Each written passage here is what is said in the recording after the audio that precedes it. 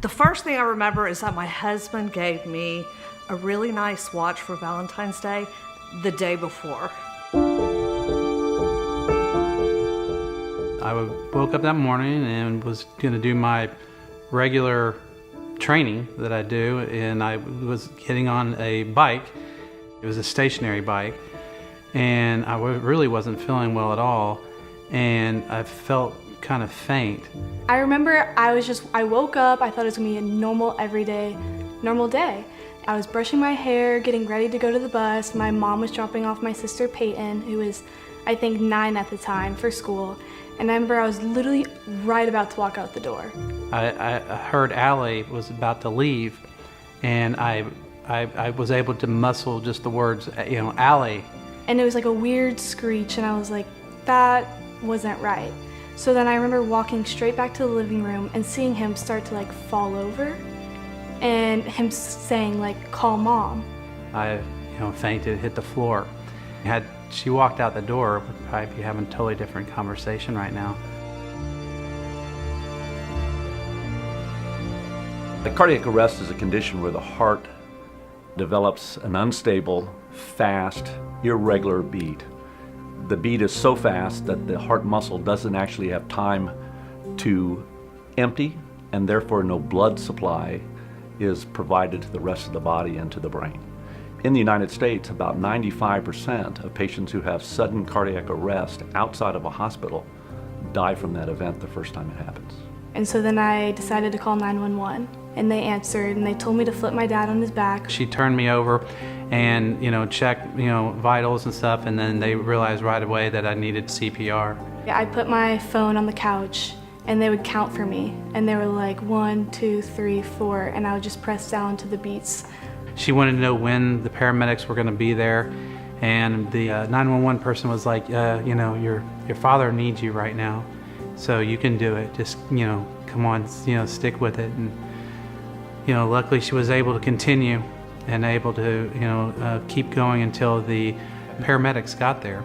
I go and I'm driving down my street, and all of a sudden there's all the ambulances and fire trucks and everything on our street.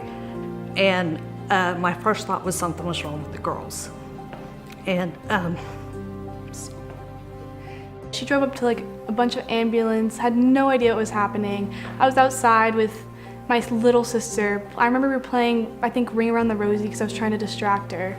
The girls were standing outside and they're crying, and they come running towards me. And the first thing that Allie said was, I don't think I did it right.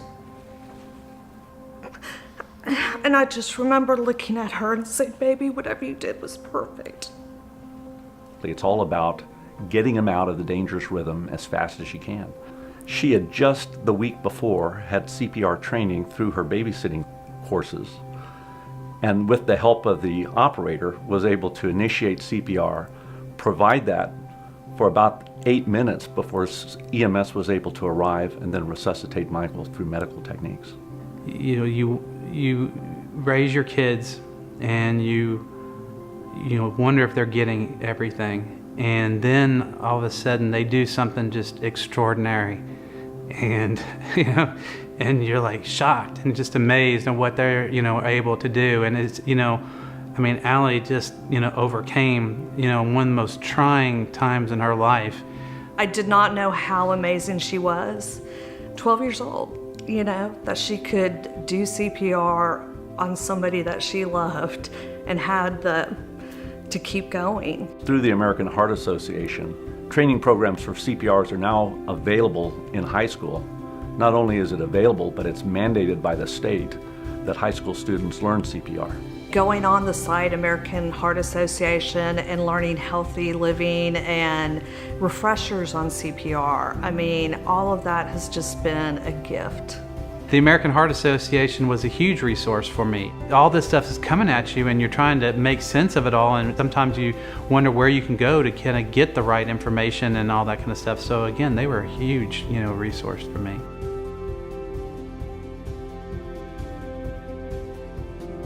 We try to talk to as many people as we can to go out and to learn CPR, because you just never know when that training is going to help someone when you least expect it. And I think after everything happened with Michael, I think all of us, you know, kind of figured out that, I mean, you take each moment, you know, and you live it to the fullest.